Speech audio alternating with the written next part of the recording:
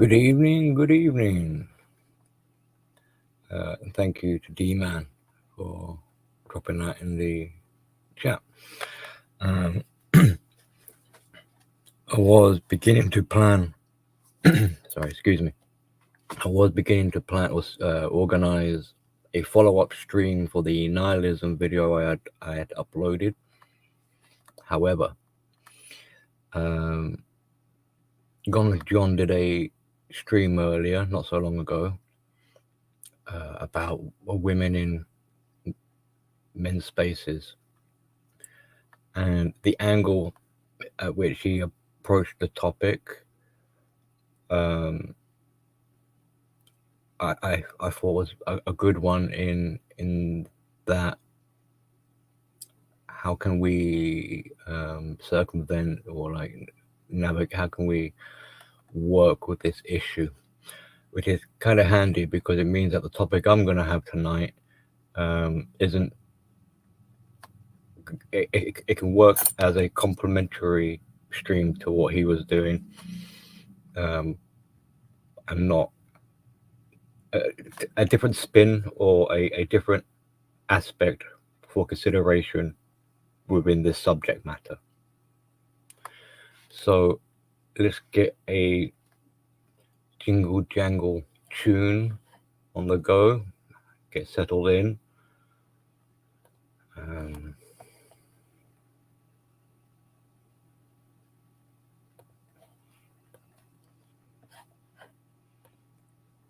me just make sure. Oh, I have the white. Yeah, so okay. I'll be back in a second.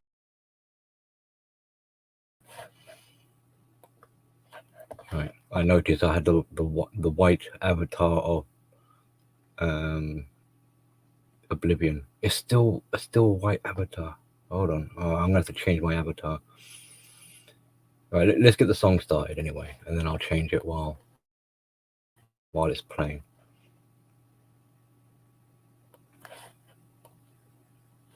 Let me know if there is no. Why is there no audio? I can't hear anything. It's not playing.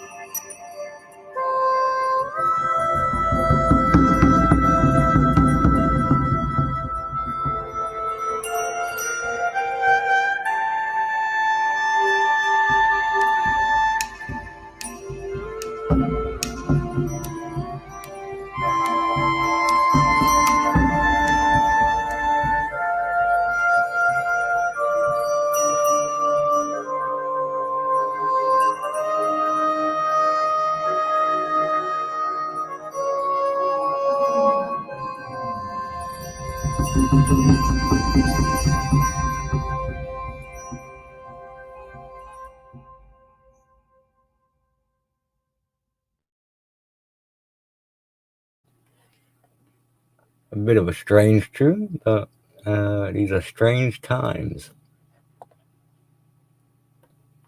Okay. I know it's always a kerfuffle trying to get these streams. Oh, what did I just share? I think I shared the wrong one. Wrong screen.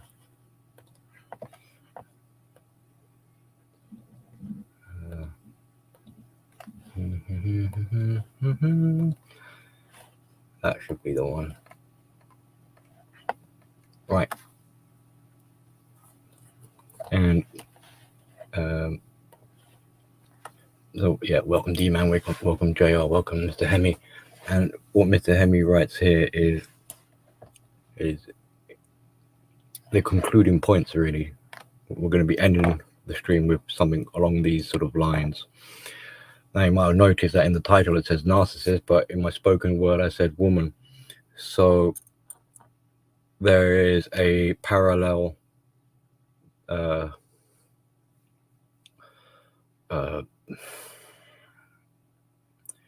way in which we're going to be discussing this is going to be based in with we're going to be using the narcissistic language, but this can apply to not just a narcissist, but it can apply to what we would call as thoughts, or women, or people who may be blue-pilled, or people who are supposedly from a survivor community wanting to heal and get over their trauma. And also I have an example of like a school, my kid's school, wanting to try and promote mental health for the benefit of the children and everyone else, and how all of this, if you don't really know what you're doing, and this is a tricky one because you would have to have a self-awareness to realize that you haven't got the, like, I'm very cautious with trepidation wanting to venture in this. I mean, we're talking about like trying to practice therapy here, and unless you know what you're doing, you're going to make things a lot worse. So the road to hell is paved with good intentions. Now, I'm not trying to browbeat anyone down from wanting to try. It's quite a noble, it's a kindness. You would think that this is a good thing, but the cautionary aspect is that it is very delicate, it's very precarious, and it could easily go awry. And particularly if you're dealing with a narcissist who is not really interested in healing because you're weaponizing them. So depending how you want to take this, if you're a person who is trying to help a fellow brother out, for instance, you might apply it to that scenario or situation. Or if you're trying to deal with bringing awareness to women, same kind of thing. Or even if you're trying to bring it to wider society, or in my personal situation, I want to try and bring this awareness to the school. And so you can't just be like a ball in a china shop and say, hey, this is what's going wrong, and this is what needs to change, and problem solved. It's not as simple as that. And we'll be getting into why this is such a complicated and delicate and very, very high risk for not really much gain, because the gain that you think you're going to achieve is part of this fantasy of yours, of you're wanting this dream that things are going to be harmonious and wonderful, or things are going to change for the better. So I have Mr. Pliskin, Snake, and Mr. Outlaw. Welcome, gentlemen. And this picture we have on the screen, let me get, sorry, no offense, Mr. Hemi, let me take this down. This picture on the screen is there for a reason. I like to try and keep the pictures on a sort of relevant, where possible, or at least to fit the mood or something like that. So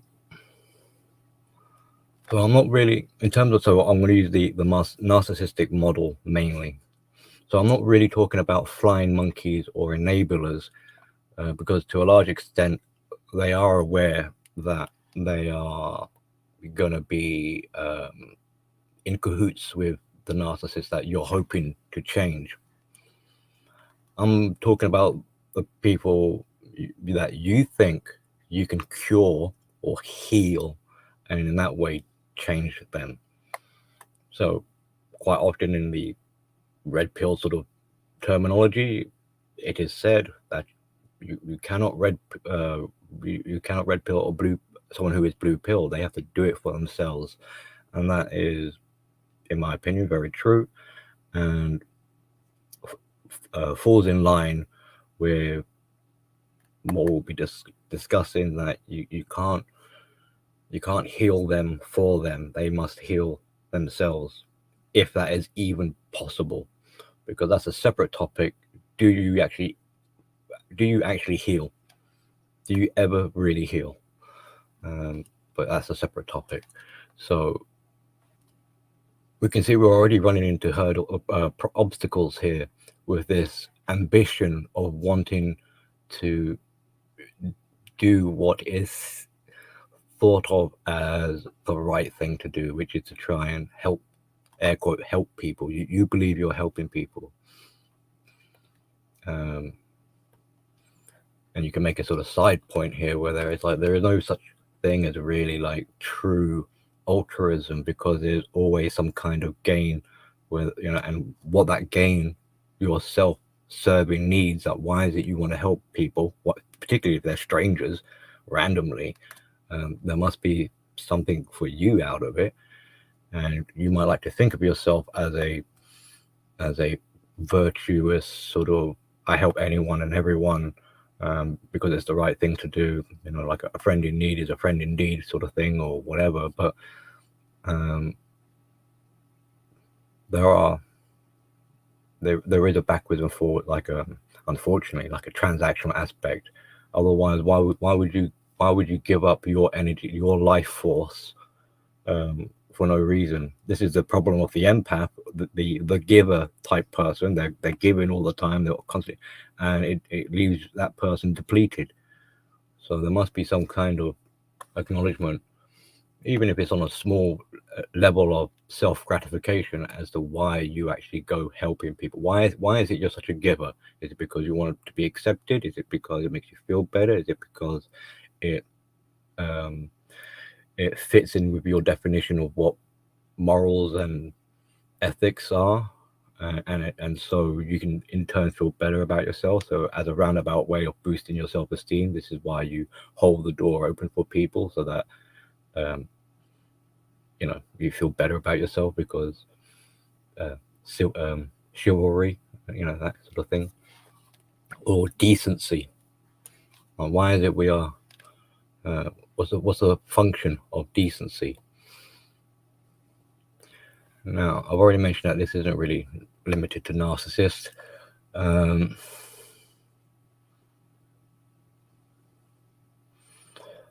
the thing is, I have in my own personal experience, I've spoken to enough people to be able to now ascertain pretty quickly what kind of person they are.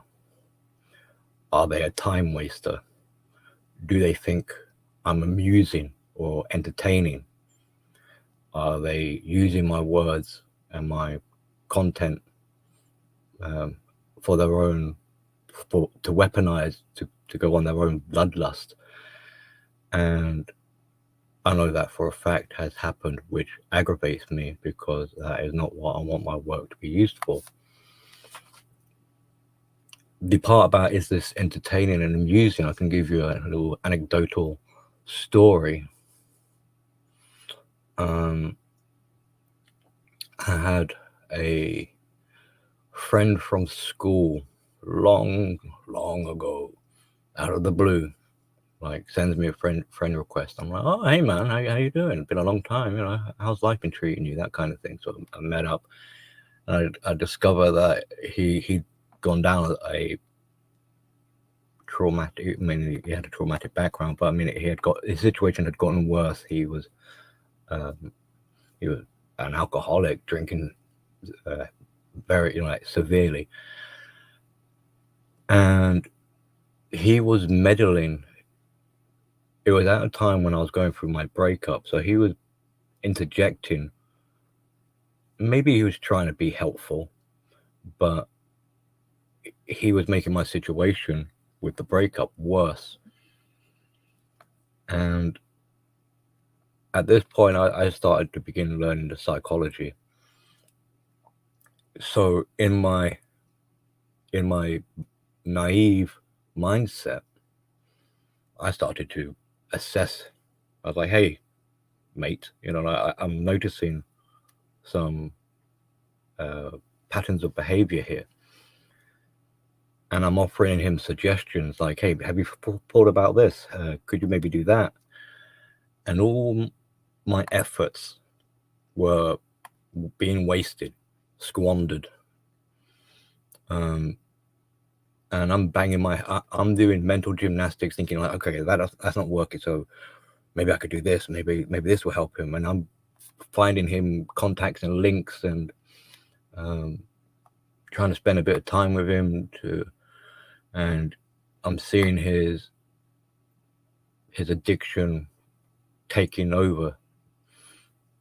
At one point he's offered me, he gave me, like, here's a beer or a can of cider or something like that. I set it aside because I don't really drink alcohol. And he was so, what's the word, like blotto? He's so out of his head.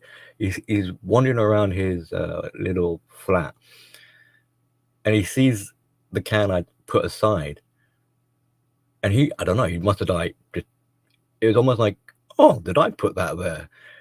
And he picked it up and just started drinking out of it. I was just thinking, well, I ain't going to be touching that anymore. So he had, I don't know, forgotten he had given that can to me or something like that. And he thought it was his that he had left earlier and just carried on drinking. So he was totally out of it, no situational awareness. But so I at one point I gave him like bullet points, like, no, I'm noticing this. And when you know about, like, now with this experience of knowledge, these are major red flags. But I wasn't trying to hold him accountable or put him, like, to blast him or roast him. I was just like, I suppose I was being mindless as well, in a way. I was just stating my observations. He turned around and laughed, like, this is so funny. And I'm thinking, this isn't a laughing matter. But it was that kind of realization I had, that there are people there who want you to help them. They'll say they want your help. You will put a lot of effort in. You will jump through hoops, and he's not the only person who's done this to me. And I'm walking on eggshells, trying to cater for their feelings, try not to be blunt or harsh or to devastate them. I'm just trying to say it in a matter-of-fact kind of way. And then they turn around and just, like, snigger and think it's hilarious. And the penny isn't dropping. It's like, well, it's kind of, it's insulting. And so experiences like that, and being in survivor communities and seeing how people behave and how their attitude towards their so-called healing and recovery makes me realize pretty quickly on, like, early on, like, those who I'm wasting myself with, like, my time wasters, and I can tell those who are more sincere. They might show signs of it's struggling, like hard to compute. I mean, it is a lot. It's hard to take on board. a lot of this sort of, I mean, kind of like black pill sort of stuff, but I can appreciate how painful it is for people, for those who are genuine in wanting to heal. And unfortunately, even if they are with good intent trying to heal, many of them it'll be a lifelong process or journey, commitment. And again, that kind of ties into that sort of tangent topic, like, do you actually ever really heal? But the point I'm making is in that there are a lot of time wasters. There are a lot of people who find you trying to help them funny. Because, like, I suppose if you were looking from their right, like, they got no intention of actually wanting to do any of this work for themselves, and they find it hilarious that you're going to commit your time and energy trying to save them, and they're like, I'm a lost cause, you ain't going to help me. I don't want to change, but I think it's fantastic that you're putting all this effort in just for me. So very insulting, and draining and exhausted. And that goes back to what Mr. Hemi was saying at the beginning, where if you find yourself becoming exhausted, you're tired of it, then that will help you value your time more, or use your time more wisely. So I'm feeling a little bit cold. I think the jet stream is shifting chromosomes here. Meet Outlaw. There is no spoon. And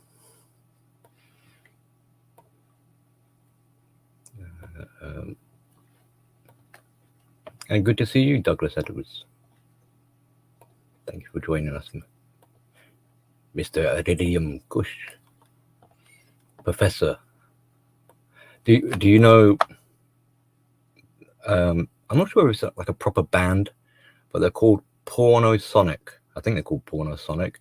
And there's a song there that kind of goes, "Hey, Professor." Sorry.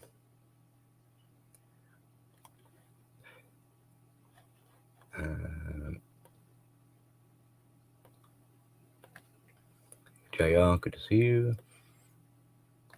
You should be once here. That was my chicken. So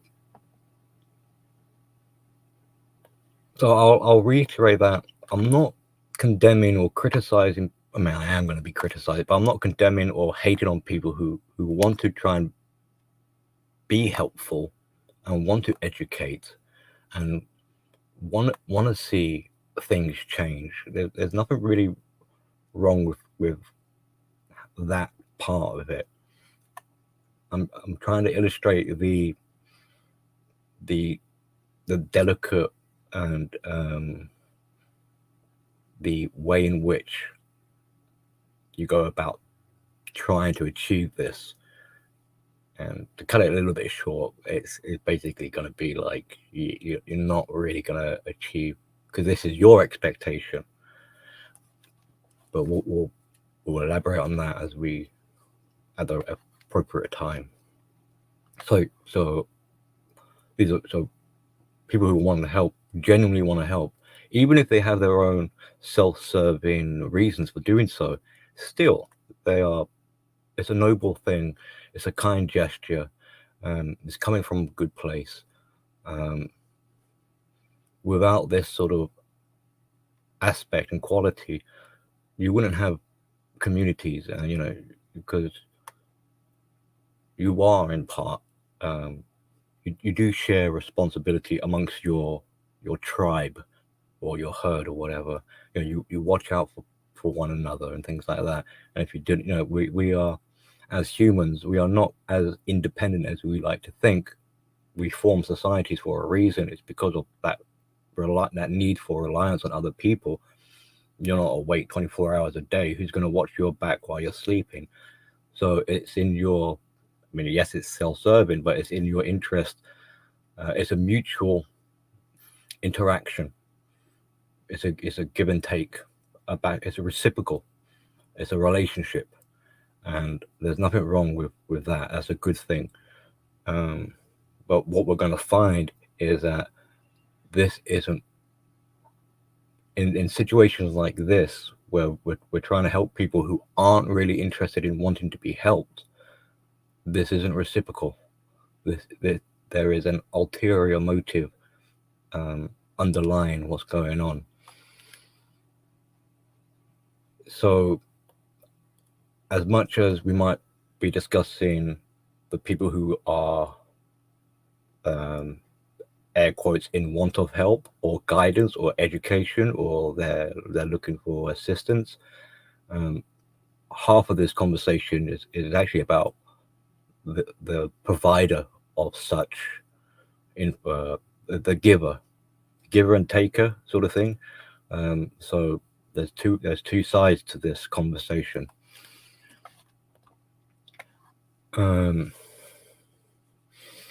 Now, particularly, so to try and bring it back into a narcissistic lens, you're wanting from this so-called narcissist, who could be a feminist, or it could be a thought, or it could be a woman in general, maybe, it could be someone from the communities, or you're wanting them to do a course correction. Their behaviors aren't what you approve of. They're not positive. They're not beneficial, and you want them to change. But I don't know if maybe it's being overlooked, but the reason why they're like this is because of the decisions they made long way back in the past. And this decision was made in order for them to slip by and be accepted. This is the development of the social mask that they present to the world. And once they become accepted, simply by saying, "Please, giver, please, teacher, tell me what I need to know," they get your approval, because from your point of view, you look at them and you think they're keen, they want to change, but this is all bogus. So they want to be accepted, so that it takes the attention of scrutiny away from them, and they've infiltrated at that point. Now they can kind of get away with what they were doing originally. And in part, this is the whole reason why they are masquerading as someone who is supposedly open and receptive to new information. It's simply because they were having trouble getting what they wanted before. Now they're going to have to circumvent or find workarounds in order to achieve that goal.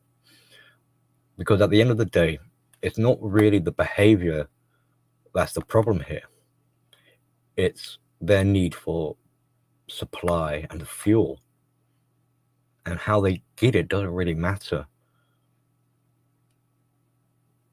It's because of this requirement of needs of fuel and supply that they have to have. They can't live without it. It's that which dictates their behavior. So you tell them, I think I want you to be a clown, they'll be a clown, provided you give them this supply.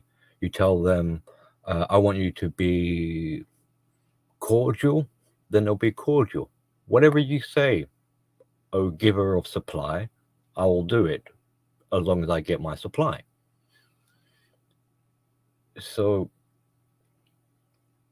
if you really want to help them, then there's no real point in telling them of all the wrongs that they are doing, and trying to highlight their behavior.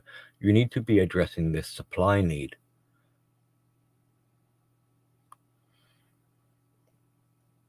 And this means that, see, in a way, the narcissist isn't the one with the bigger problem here. It is you. Because what you're saying to the narcissist is, I am not going to give you supply like I did before. You're going to need to do something different. Ergo, like, you're going to need to change. Otherwise, I'm not going to give you this supply. So you're still operating in a transactional form, which is it's that in itself isn't too bad. It's kind of okay in a way. But what you're also doing is you're not really accepting them for who they are. So there's a little bit of a contradiction when you're saying you wanted to help them, because if you wanted to truly help them, you would accept them for who they are. And who they are is a manipulative, exploitative narcissist. And as much as that is difficult to kind of maybe acknowledge, you would say, okay, with this criteria, with this disorder, I have to work with this disorder. So you can't cure the narcissist. You might say, like, look, I need you to stop being so abusive. And as long as you're no longer abusive, okay, I will give you my attention. And that might be the best worst case scenario you could possibly achieve. It doesn't stop them from being a narcissist. It just means you're now managing them. And that is a problem of its own, because now, in a way, instead of the narcissist being responsible for their own behaviors, you're responsible for their behaviors. You're looking after them and keeping them in check. And for their reward for behaving, you're not going to call the police on them or something like that. You're going to like back off and be nice and civil to them. So, but you see, with that, you're think of a drug addict. You're in a way you're giving them their fix, but you're saying, like, look, I'm not going to allow you to rob people or join gangs or whatever it is addicts do, or whatever lengths addicts go to get their fix. But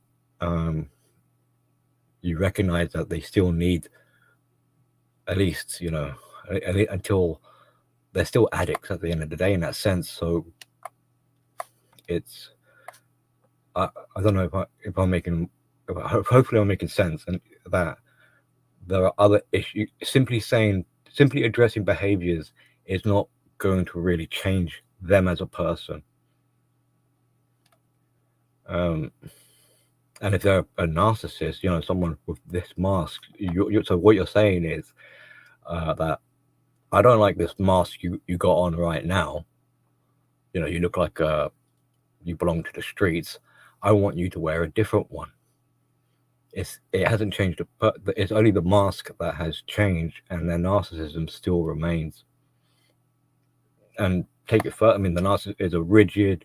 It's resistant to change. It's resistant to positivity in the way that we conventionally think about it. It's self-destructing.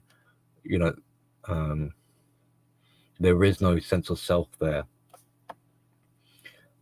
And you got your fingers crossed, hoping that whatever change that may come, you're praying that it's a positive change. I mean, what if the changes that you instill end up making them worse than they were before? Like, so you got this assumption that you're going to make things better. So you could now we're looking at ourselves here and be like, well, is that coming from our sense of arrogance or entitlement or grandiosity? Like, I have the power to fix you. I can heal you. I can course correct you. I can make life better for you and everyone else. I mean, this is, getting into the grandiosity of things. And you don't seem to consider, like, actually, I might be making things worse, and maybe the best form of help is by not helping. Like, or maybe I don't really know what I'm doing. I've got my own reasons for wanting to do this, which I'm not acknowledging. So my sort of hint, like, my own supply and needs that need to be met. And so in this now interaction, particularly if they're a narcissist, they're going to learn to basically parrot and say whatever it is that's needed in order for you to now approve of them. I've never heard, for example, a woman say in these sort of situations that they're sorry. I never hear them, I'm sorry. They kind of nod and go, oh yes, that's very, like, I'll give you, to say sorry and actually mean it, like genuinely from the heart. Why is it so empty feeling or disingenuous? Because sadly there isn't much of a heart there to begin with. But during the breakup of mine, and again, like, so back then, I'm only just about touching on these words like narcissism and figuring things out. I met her for a drink for us to sort of discuss what's happening, what's taking place. And I kind of let the cat out of the bag. And I said to her that we had already, officially broken up. And I'm explaining like what my thoughts on the situation. And I make this point. At some point, I say to her, I think you might be suffering from narcissism because of I think you might need to get therapy. I think there's some issues going on.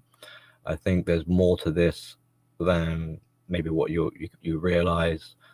And this was another sort of interesting moment because she didn't have a meltdown. She didn't explode. She didn't get defensive. I mean, she shut. I could sense that she was shutting. She went quiet, and then she kind of says, "That's very interesting. I can see some of that," or something like that. Or that makes a bit of sense, Now, why would she say that? At the time, have a guess. How do you think that might have made me feel hearing her say, "Oh, I hear, supposedly, like, I hear what you're saying, and that's interesting. Oh, I can agree with some of that." That's manipulation. There I am thinking I'm helping her. She's saying what she thinks I want to hear. She's manipulating me into believing that there's a possibility we can work through this, that we might get back together or something like that. So you can see why she didn't want to explode. But she didn't say, I mean, she might have said, "I'm sorry," but it would have been fake. It would have been a weapon to make me feel like, oh, I'm being seen for once. I'm being cared. She sees things from my point of view, and I'm being acknowledged. You can see how this is a drug in my mind, and very dangerous, very, very dangerous. And so this is why I'm saying, this is why it's a delicate situation when you're trying to help someone, because they can easily say just a few simple words, and there's you running away, your emotions running away with you, thinking, aha, I've got through to them, I'm on the right track, it feels good, I feel like we're making progress here. And this is you drinking the Kool-Aid and making yourself more deluded, creating a fantasy in your mind. And that's why I got this image. So the man is painting, you are painting your own fantasy, your own landscape. And you'll be there wondering, has it really made any difference? And you'll be monitoring this person, looking for that proof. You want to see that change, and they might give you some breadcrumbs here or there, but the more that you're being strung along, the more you're living, the more you're entering now a shared fantasy with the narcissist.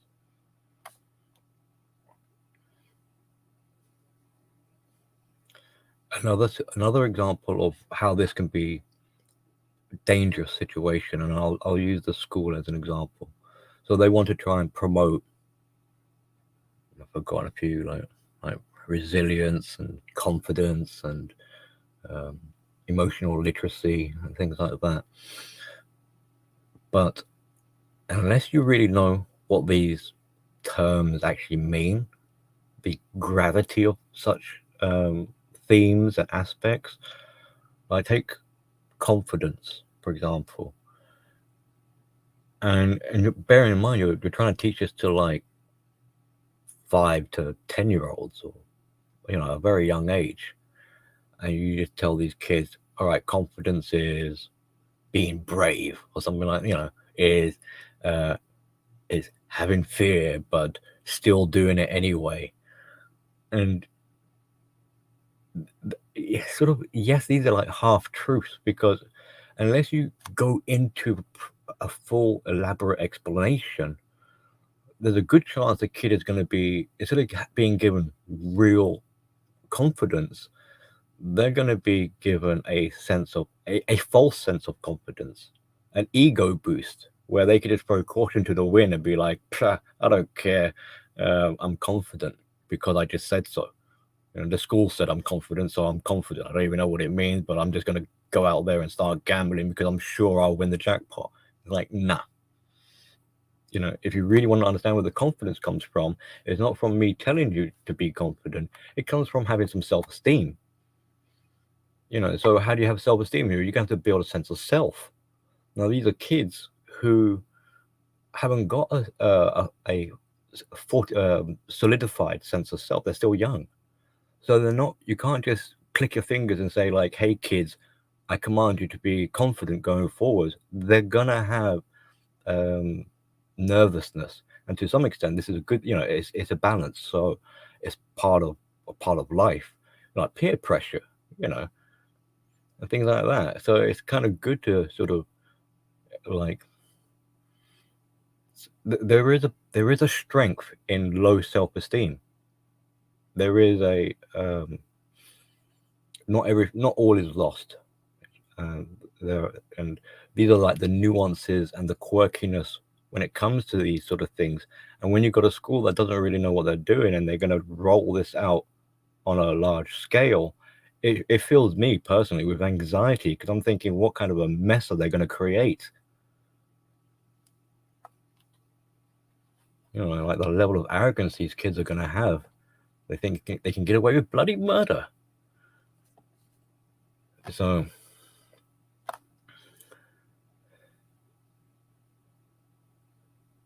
and so with what is being said here, we can apply it also into other areas, such as this idea of calling people out, or trying to confront people, ends up resulting in being kind of pointless, because what kind of answer are you expecting from them? It's almost like you've lost before you've even begun. Like you're trying to argue with a fool, and they're going to beat you with experience. It's that sort of analogy. I mean, whether or not the other person has their own realization and approaches you and says the golden words of like, I'm sorry, I've been acting like a dick, I see now what I've done wrong, then maybe you can have a discussion and some growth can come from it. But a tit for tat sort of like FUs backwards and forwards and slurs and insults is juvenile.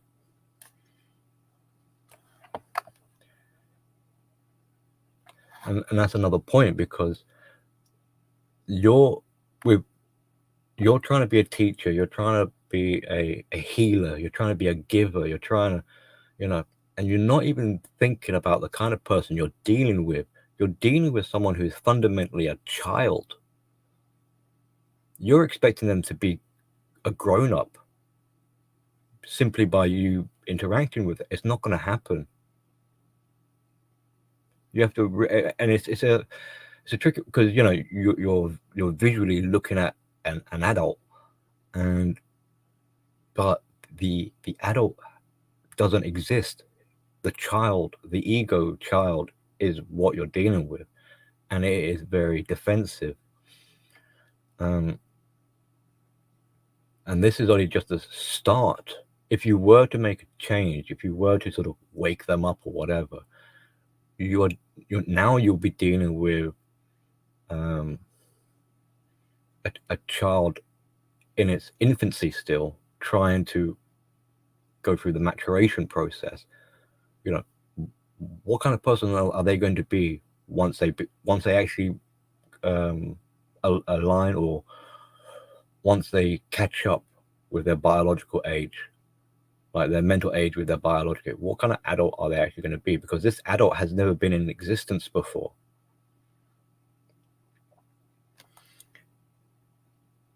And depending on their biological age, you don't know how rigid this disorder of the mind has taken over. There is also the argument that if you're not careful, by you trying to reach the vulnerable child inside, as part of their defenses, they make that inner child more inaccessible. They bury it even deeper. Because really, that's the sort of, that's the surgical precision when it comes to air quotes trying to heal someone, is you want to filter out all the riffraff, and you're trying to talk to that inner child that never had a chance to be, and in its place was the ego. So you're trying to get past the ego, penetrate past that. It's like make it irrelevant, and it's not going to let you do it willingly. The ego is there to protect the child from the harshness of reality, and here you are trying to expose them to this truth, or the real world. And if you're not careful, you push that child further deeper.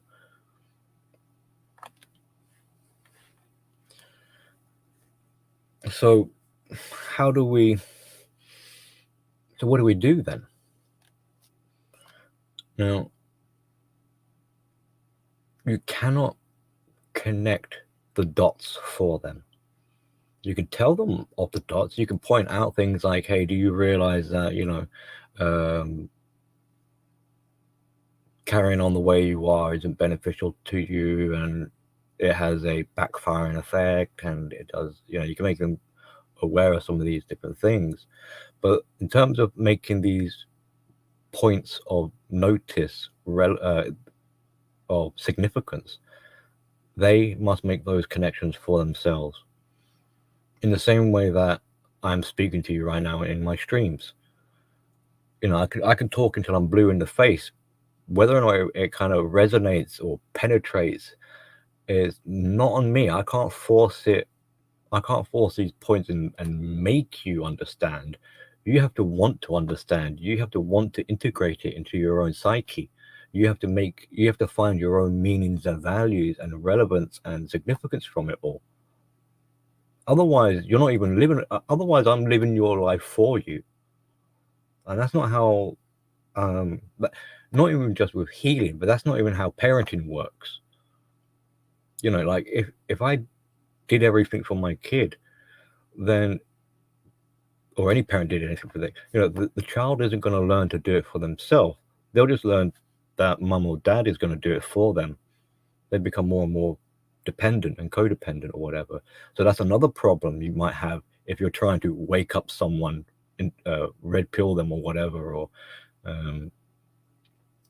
make them see the light, is now not only are you saying to them, I will approve of you and give you validation, provided you do monkey backflips for me, but now they become your liability, because you haven't actually told them how to stand up on their own 2 feet. You just told them that, look, come to me for wisdom and advice, and I'll tell you what to do. And they're like, okay, all right, as long as I get my supply and fuel from you, whatever, like, I'll call you master, or whatever sort of title you want, kind of thing. And And now you've got someone who is codependently attached to you. This is what the borderline does. Particularly, the borderline presents them, well, the narcissist presents himself as a child as well, but the borderline is very childlike, and has that kind of damsel in distress image they put out. So your saver complex wants to come to the rescue, and this is like magnetism. So so for partners of a borderline, quite often, very commonly, they feel like they can, my love will heal you or something like that. I will fix them, and then once they are fixed, we will be the most romantic couple in the universe. And this is fantasy. This is you dreaming. Your dreams are running rampant.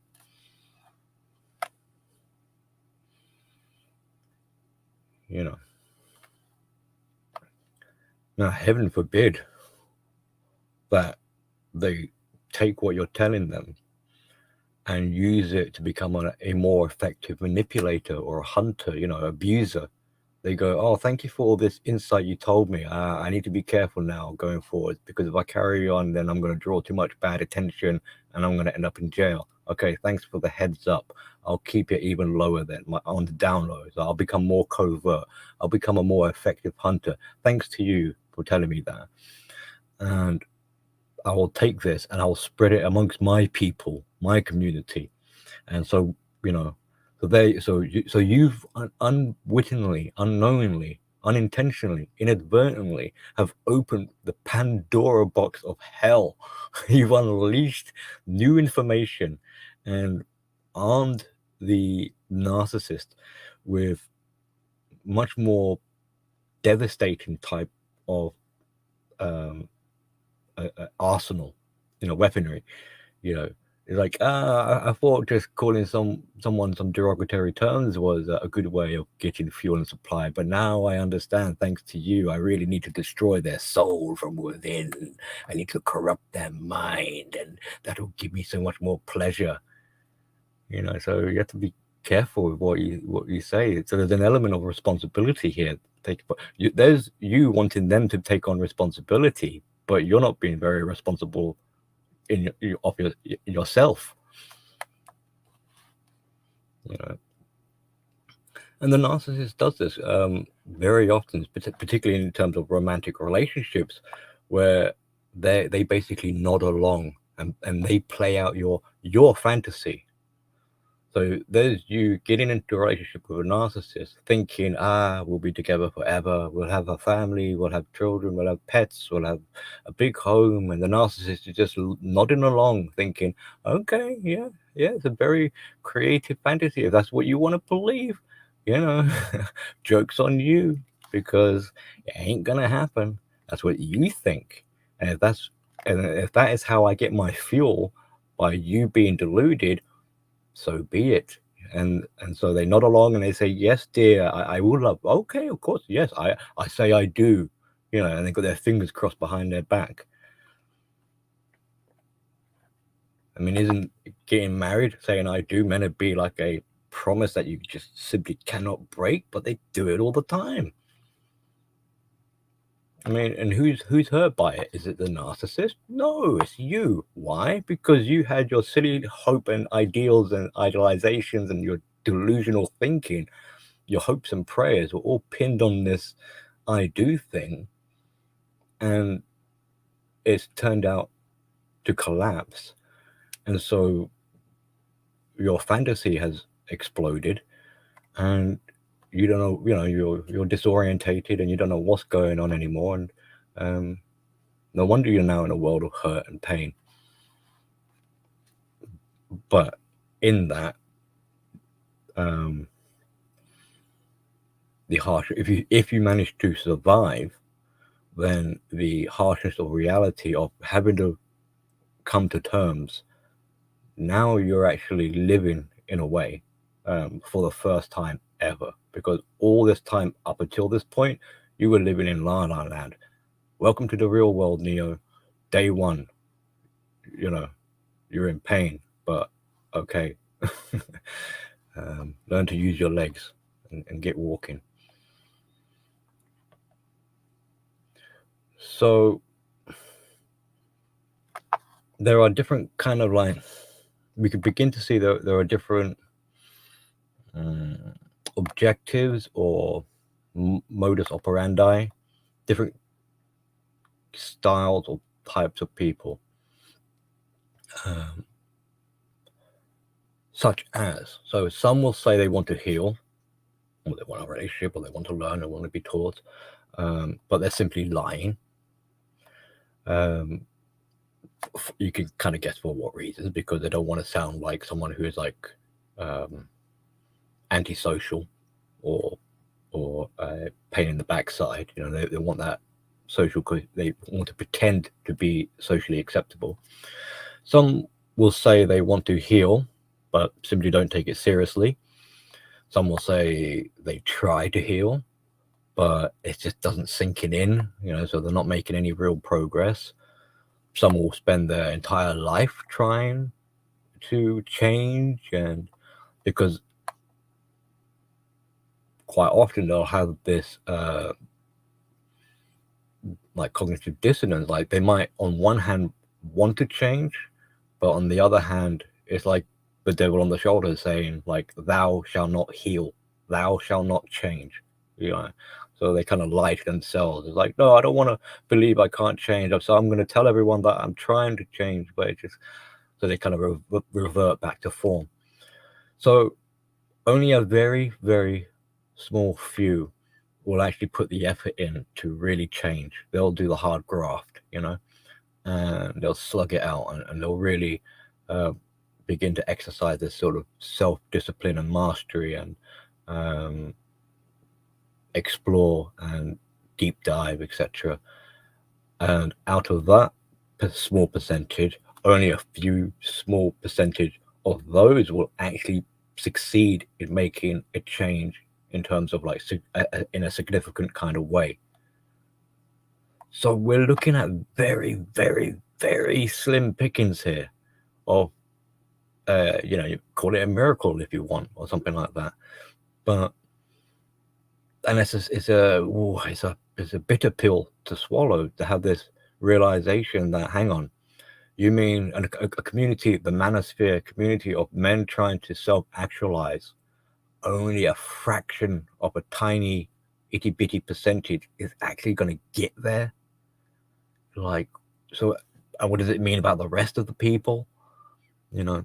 And that kind of ratio is in every kind of community, same sort of thing, like surviving. So, you know, only a small percentage of people will actually heal in terms of surviving, if healing is an actual sort of thing, air quotes, healing.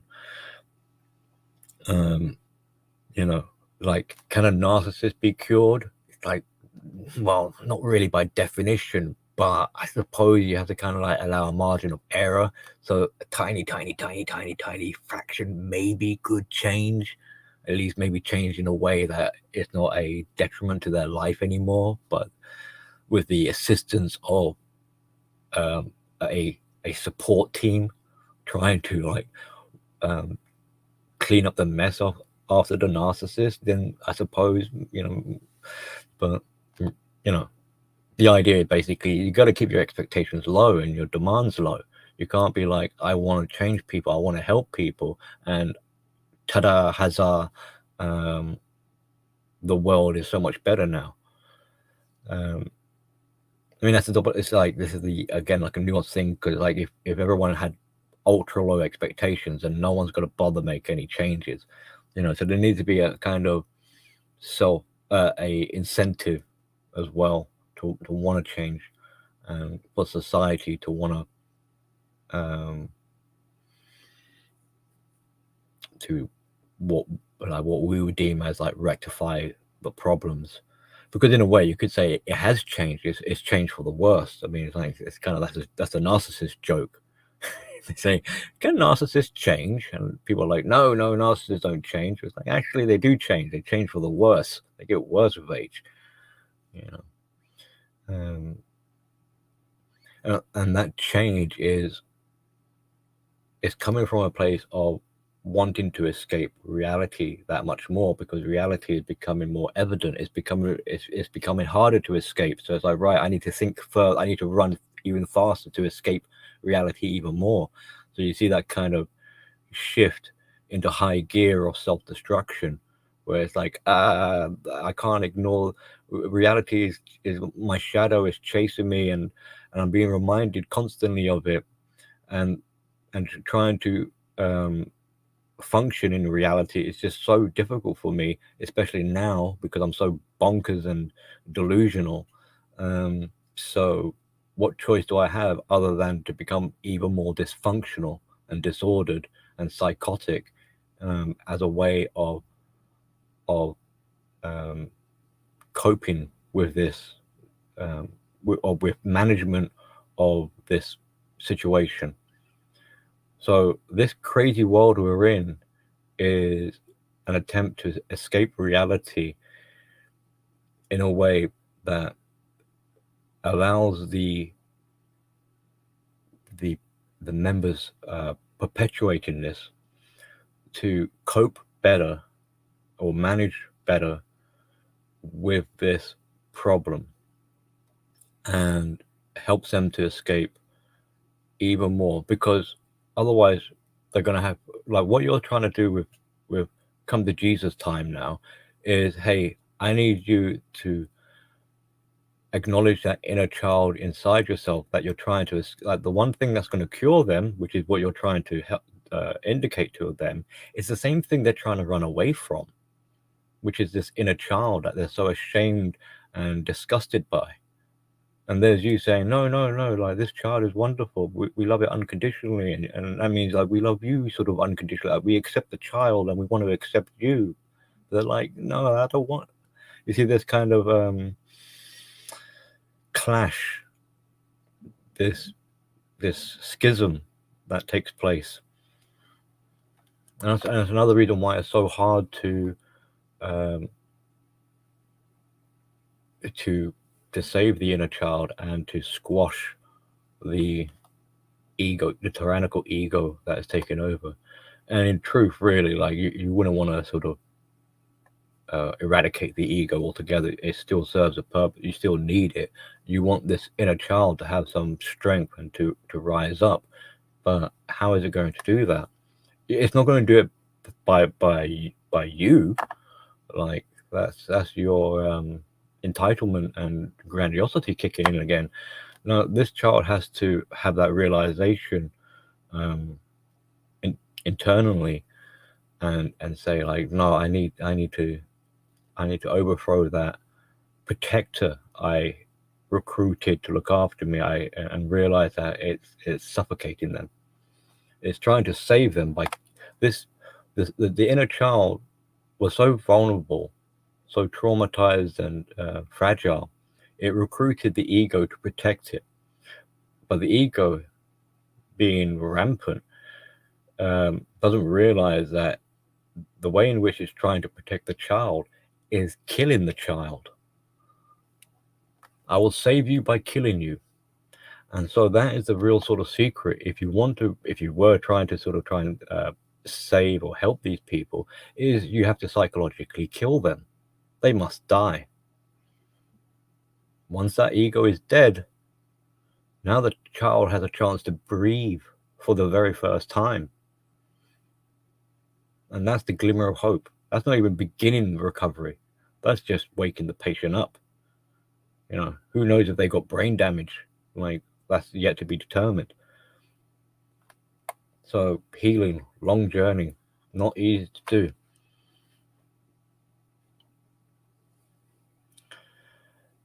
And it also means, if this child were to take its first breath, the words that you're trying to convey over to them isn't really anything they don't already know deep inside. Which goes to say that means they've always had the power to heal.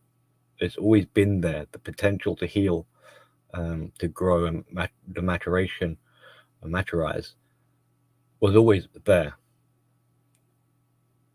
There were other reasons why it didn't take place, like the ego was preventing it from happening, but the potential for healing in this sort of context or way of putting it was already there. They already had this sort of voice, in this voice of reason and logic, but the ego comes along and says like shut up. Don't be saying, like, the guilty conscience, the shame sort of goes, oh, I'm such a terrible person, and the ego sort of turns around and says, don't say that, you should be ashamed of yourself. I'm running the show here. We're going to do what I say, and I'm the boss, and you're going to thank me later. And the inner child is like, okay, yes, you're right. I am a piece of scum. Yes, I'll do as you say. So, but that doesn't mean that the audacity of the inner child for trying to speak up. What I'm saying is basically that's a good sign in a way, like, that the inner child has some self-worth to dare speak up against the ego, even though it might not have the physicality to withstand it. So overall, that means these people that you're trying to help, they have to give up the ghost, like, willingly. They have to want to sink way past the abyss. They have to be atomized. They have to be disintegrated. They must psychologically die. This is suicide in their head.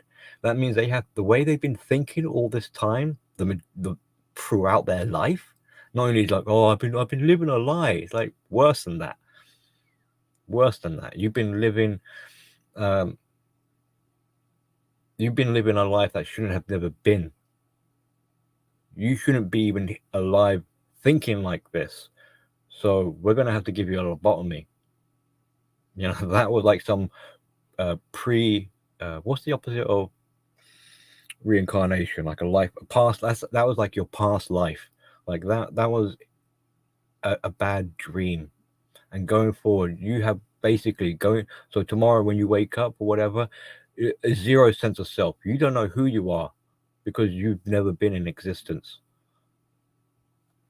Now, how many people are going to really understand the severity of what I'm saying there is that you have to psychologically commit suicide if you really want to change. Everything, the way you've been thinking before, has to go out the window.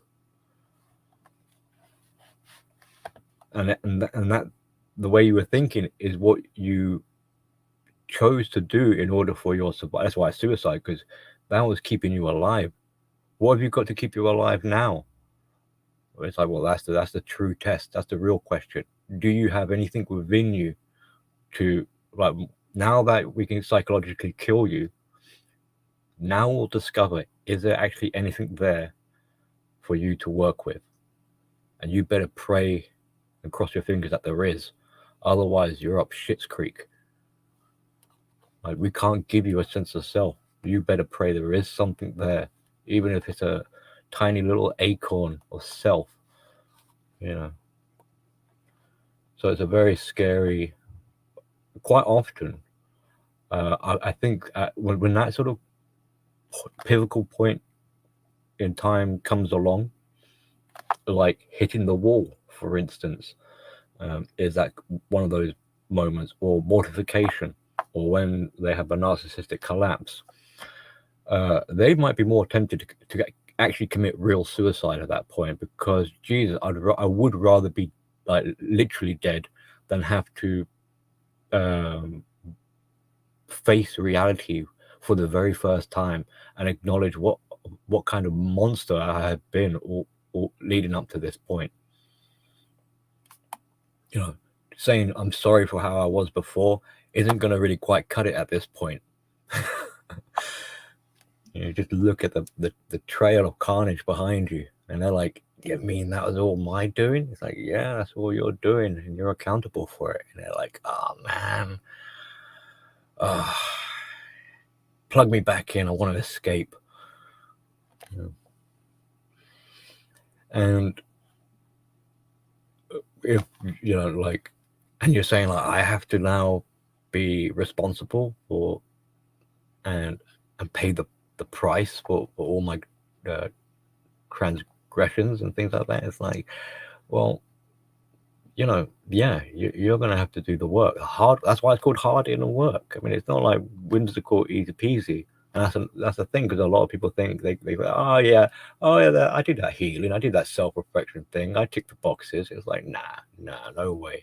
If you really did, then you would know the immensity of what, or you would know what it really means to be obliterated. Oh yeah, I hit rock bottom. Well, yeah, I ain't even deep. That's only at surface level.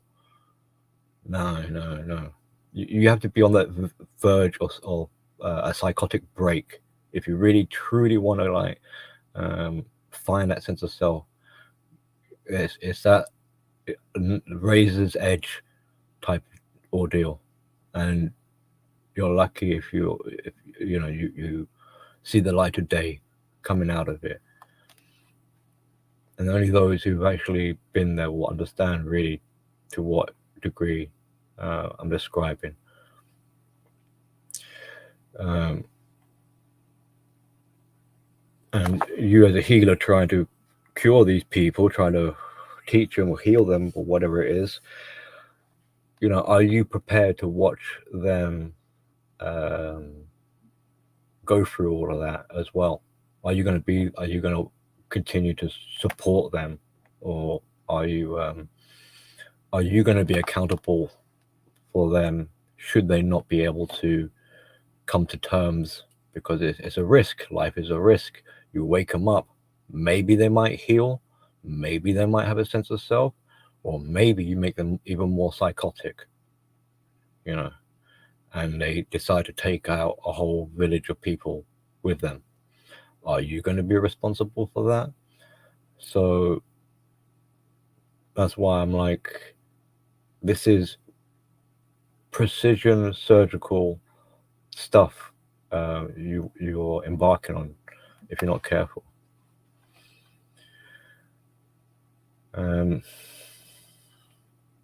So as we were covering, like, so some of the pitfalls of how it backfires, like if they want to be more malicious, you're basically teaching them how to be more covert and how to get away with their art of manipulation. You expose yourself, you compromise yourself, because now you're having to give your time, energy, and don't think they're not gonna like learn without like shit testing you or making you pull out your hair out of frustration. You divulge to maybe some information out, they're not responsible to be able to handle. Like, this is something I have to be aware with my channel, and even in the stream right now, like what I'm discussing here is potentially dangerous stuff. In the wrong hands, it's dangerous. And I have to acknowledge that, I feel I got a responsibility in there. There are measures that I can try to minimize this risk, but we'll get into that at a later date.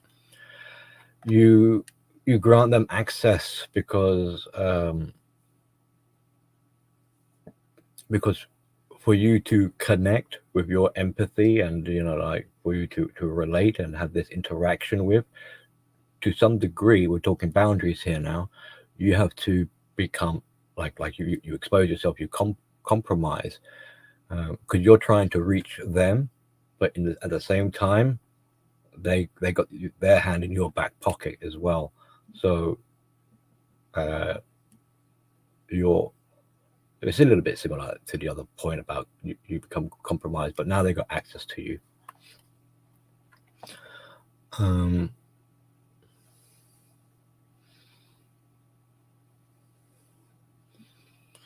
And I suppose I'm pretty much at a conclusion point here now. So if you must help them, yeah, basically you need to destroy them.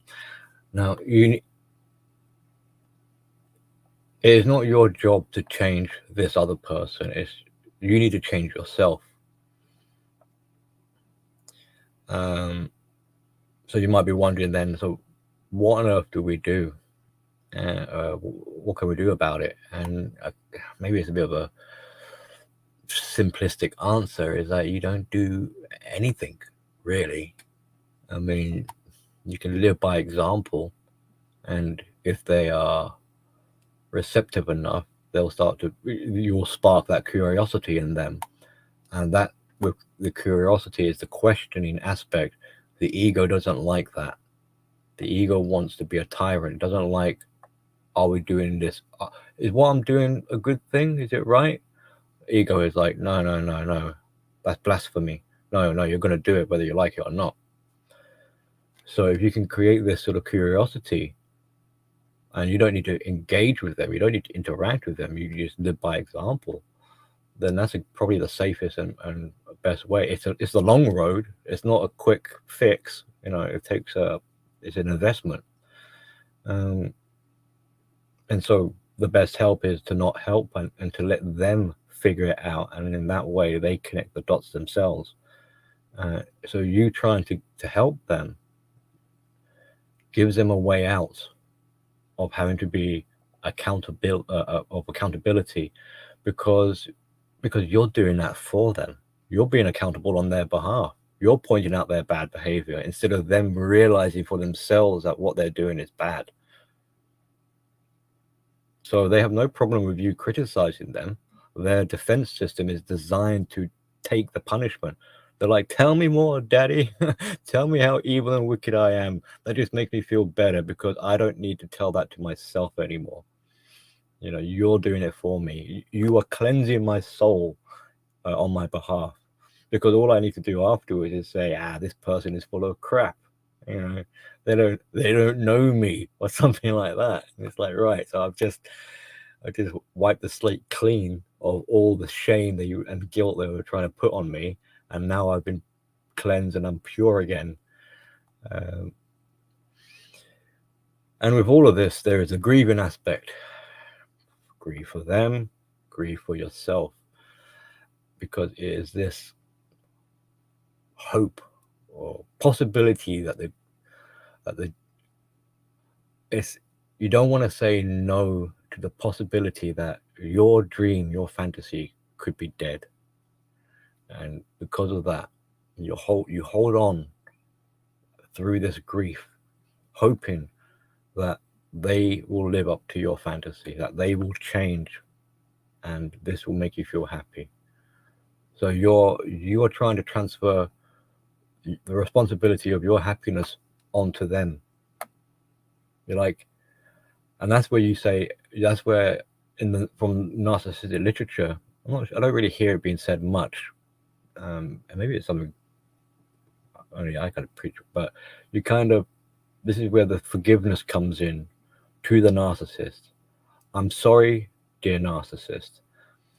I'm sorry for believing that you would be responsible for my self-esteem. I put my self-care on your shoulders to carry, and that was wrong of me. Right? It doesn't mean you're going to let them back in your house and you're going to be all buddies or anything like that. It's just, no, you realize that this was a transaction. You were in it. You had some responsibility in this relationship as well. It's not all curses and swearing at the narcissist and blaming them totally. No, that's a childish thing to do. It's their fault. F them. Get away. No, you realize, I allowed this to happen. I allowed myself I passed over the responsibility, thinking the narcissist would love me, when really I should have loved myself and not needed the narcissist to do that for me. So that's part of that grieving process. So much in the same way, after all of that has been said here, I know for some of you, you'll fully understand where I'm coming from with it. Some of others of you will probably be like, oh yeah, that makes sense. I get it. But it's not really gonna register. It's not really gonna fester in the mind or whatever. Maybe you might come back to it. But and obviously that'd be something like, yeah, he's just been rambling on for ages. But there will come a time. Now I'm not here to tell you what to do. So if you still feel like the compulsion because your own needs and emotions command you to do so, that you're gonna do whatever it is you're gonna do. You're gonna march in the streets. You're gonna make a campaign. You're gonna whatever it is. You're gonna start a community or whatever. And this goes back to Mr. Hemi's comment earlier about there will come a time after you broke your back trying and you're now exhausted, you're tired. All of this will start to make sense. You'll realize that I get where Billy's coming from now with this. You have to be exhausted, because then you'll start to let go. So that's my speech. Let's check on everyone in the chat. I'm sorry I wasn't really addressing the comments here. Tim Elgato's here. How far back do I need to go? RP Pope, good to see you. Shadrach, if you're new here, good to see you. Anyway, thank you for coming. Rusty Rivers, Rusty! David Smith. GM's here. Bingus is here.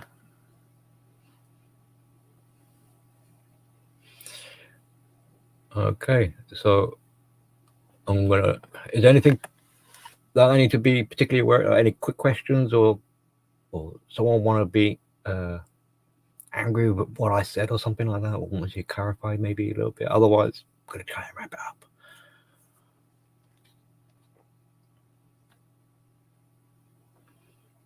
Was it helpful? I hope it was helpful. Did it give a bit of perspective?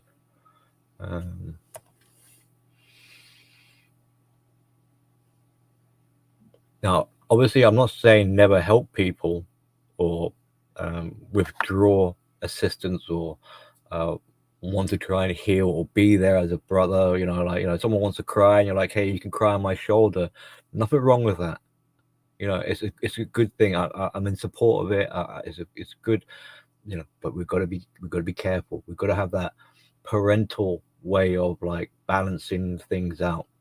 You don't want them to constantly be crying on your shoulder, and then they bring their other friends and everyone's crying on your shoulder and you're like, oh my God, I'm drowning in tears, and it's the issue of empathy as well here. So a lot of times people, they'll put their hands up and be like, I have empathy. And when I hear that being said, like, I have empathy, or I think, do you really understand? Empathy is a dicey one. It's something you need to be careful of, because yes, it's a bridge. You feel what the other person is feeling, but that means you're crossing boundaries. That means you're invading. You're stepping on someone else. You're stepping into their world in order for you to feel what they feel. So that means you have to split. Now, how many of you know about splitting with borderlines and dichotomous thinking? I mean, to be honest, actually, there's a lot of splitting going on. One part of you thinks blue pill, another part of you thinks red pill, or whatever. But with empathy, that's an intentional sort of split. You have to be beside you. You have to kind of, out of body experience. And are you returning? Like, so when you come back into your body, are they your feelings? No, they're there because your empathy, you're feeling what they feel. These aren't your feelings. So what the hell are they doing inside your body? And there's you going like, oh, I have empathy, as if like, oh, look at me, this is a good thing. Like, this is a dodgy thing. There's doctors suffer from this quite a bit, apparently. Empathy fatigue, where they've been so, like, throughout the day, they've been caring about their patients and they get a bit fatigued by it. So I don't know if it's like by the end of the day or by the end of the week, they can kind of seem like jerks.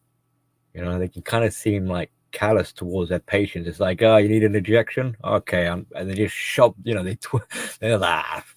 F it, just stab the guy, and that hurts. It's like, it doesn't mean the doctor doesn't care. It's just that the doctor is drained, like, from caring too much. And this is that emotional vomiting, that's overspilling. It's not being kept in check. It's not being you're not being responsible with the management of your emotions, and as a result, they cause problems. So if you're trying to help people and you're a giver too much, you're being depleted. You're helping all the time. You want to be charitable. You want to be acceptable. You want to be the peacemaker. You want to be Mr. Healer or whatever. Then where's your self-care in all of this? And if you're not mindful of this, there's a good chance you're going to become very rageful, very angry, because you've been neglecting yourself. You've been sacrificing yourself for other people for very little return. You're tired, you're stressed. Everyone else's problems are now your problems. Would it be any surprise that now you're short fused and you start to come across as this angry doctor that's supposed to be there to help people, but for some reason we call it red pill rage. You seem very aggressive. It doesn't mean that you don't care. It just means that there's been a imbalance going on. So in part, if you still want to be a helper, a carer, then, and the same applies like in parenting, you have to acknowledge and allocate some time for yourself. If you don't, like a parent that's always 24/7 on duty call, is not going to be a very well functioning parent. It should be pretty clear and evident and obvious. That parent needs to get some rest if they're going to be a good. I have to make sure that I'm a single dad. I don't have anyone like to rely on, so I have to make sure I get enough rest and whatever in case of emergencies, and just to function, just to be there.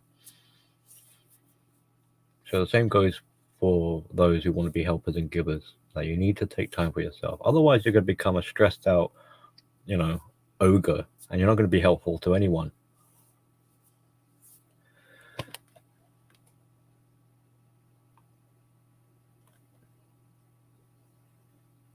I'm just quickly reading some of the comments. Yeah, well, you impress me with your psychological knowledge, your database. So, and that's at Rusty Rivers. I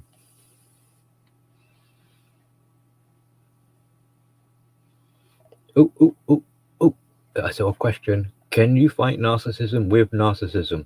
Like putting fire onto fire to put it out? Yes, you can, but what's the dilemma there? It means that you become the narcissist. So the narcissist that you're fighting, in a way, wins. Isn't that a kind of ironic FU?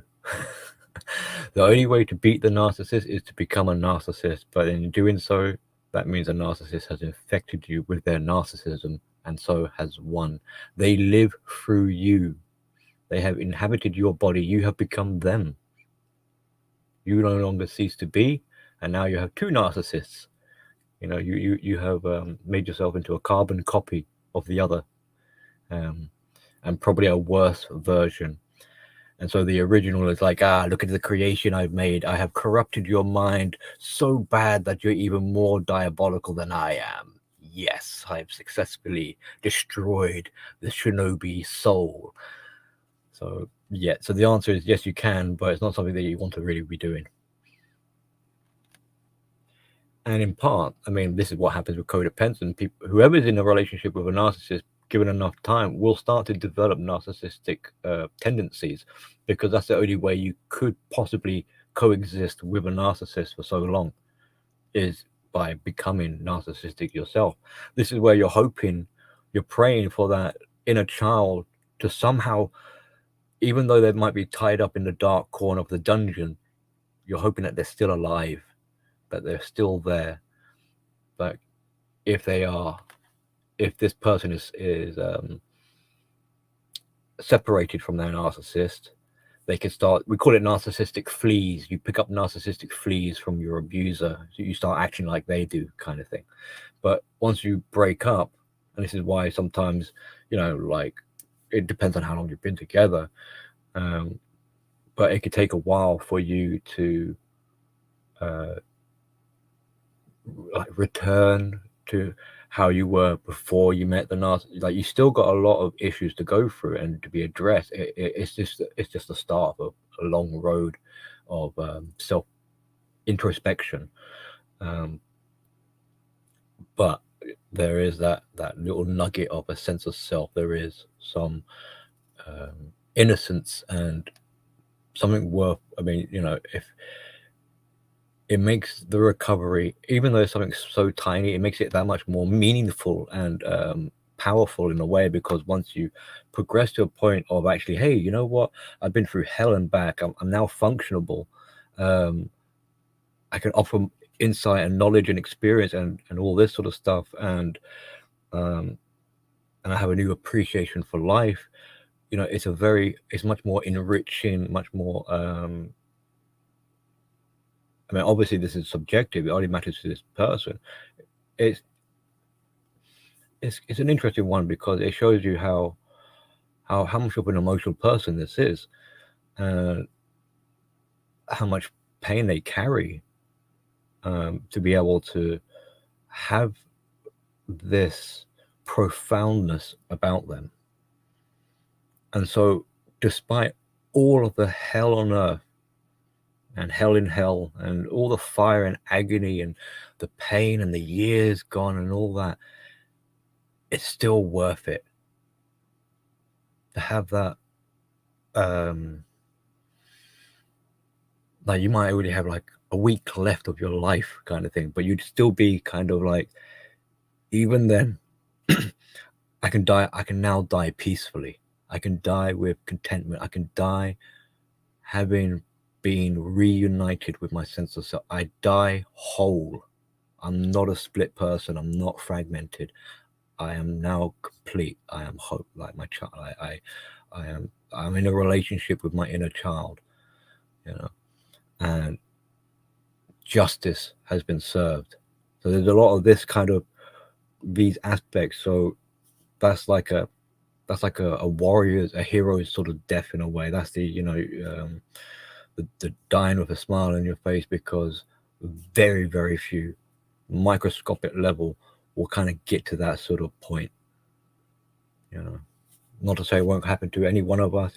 I hope it does, and I hope we all have a happy death. And one of appreciation and gratitude instead of bitterness and regret. And that's why it can sometimes, like, I was saying earlier about forgiving the narcissist. With all this forgiving the narcissist, there's also thanking the narcissist, because it's like, thank you for showing me how thank you for showing me how messed up I was. I didn't realize it at the time, but after being with you and going through all that crap and abuse, you made me realize I had to work on myself big time. So thank you for that. And I'm sorry that you can't do the same, because you're a narcissist, and by definition you're trying to escape the self. I'm trying to find the self. So we share that similar situation where we both don't really have a sense of self, but like, the narcissist is trying to escape it and be something else. I have been something else, and I'm trying to escape that and be my authentic self. So it's kind of the similar situation, but a inversion of intentions or how it's being dealt with.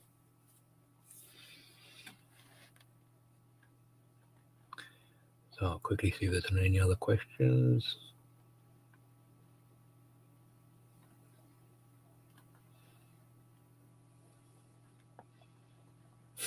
I don't know, this one just made me laugh. Balls.